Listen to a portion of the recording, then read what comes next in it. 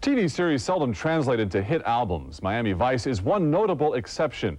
Miami Vice 2 is now climbing Billboard's album chart. It features such artists as Gladys Knight, Patti LaBelle, Andy Taylor, Jackson Browne, and Phil Collins. It also features the musical wizardry of Jan Hammer, a Czechoslovakian composer and musician who is the man responsible for the Vice sound.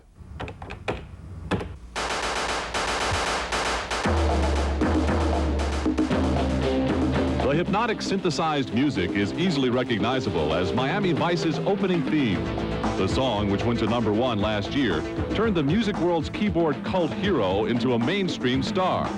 Jan Hammer, the 38-year-old keyboard and percussion virtuoso, has for years been known as a musician's musician, playing with the highly acclaimed Mahavishnu Orchestra and Jeff Beck, just to name two. But it's no longer Jan Hammer musician. You can add to that arranger, producer, engineer, and now computer programmer. The programming is done here on the Australian-made Fairlight music computer. There is a technical way to describe this thing, but very simply, it's powerful enough to run a small city, and it will remember every piece of audio you put into it. And it will play back in any key. Which means drums, violins, piano, most any instrument you can name, the computer can capture and reproduce perfectly. And the musician is limited only by his imagination. But then, the obvious question. Is this a type of an instrument that's putting musicians out of business? Thorny question here.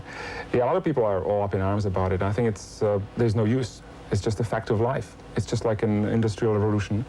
And it truly might put some people, get some people less jobs. But on the other hand, it brings out new people out of the woodwork. People who would like to write music and are perfectly capable of coming up with great ideas, have no way of expressing them without a tool like this. The musician's musician and technology's ultra music machine, a formidable tandem in the weekly writing frenzy that must yield at least 20 minutes of Vice music for each episode. For Hammer, that can mean an 80-hour work week, and next year he says it may not be Miami Vice. But for Jan Hammer, it will always be music. You don't think you'll ever stop? I don't think so.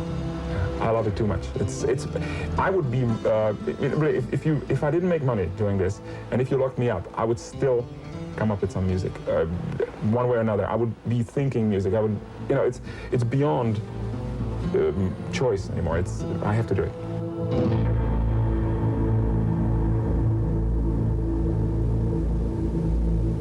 Enjoyed it. Brilliant man.